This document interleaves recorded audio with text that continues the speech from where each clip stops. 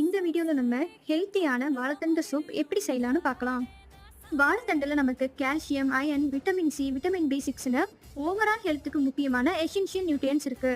வாழைத்தண்டுல அதிக அளவுல ஃபைபர் இருக்கு. இது உங்க பிளட் சுகர் லெவலை ரெகுலேட் பண்ணும். அதனால டயபெட்டிஸ் இருக்கிறவங்க கண்டிப்பா வாழைத்தண்டு சாப்பிடணும். இது நம்ம கிட்னி ஹெல்த்துக்கு ரொம்ப நல்லது. நம்ம பாடியில இருக்கிற டாக்ஸின்ஸை இது வெளியேற்றும். பனானா ஸ்டெம்ல நமக்கு கேலரிஸ் ரொம்ப கம்மியாகவும் ஃபைபர் அதிகமாகவும் இருக்கும். இது நம்ம ஸ்டொமக்கை ஃபுல்ஃபில்லாக வச்சுக்கும். அதனால வெயிட் லாஸ் பண்ணுறவங்க தாராளமாக வாழைத்தண்டு சாப்பிடலாம்.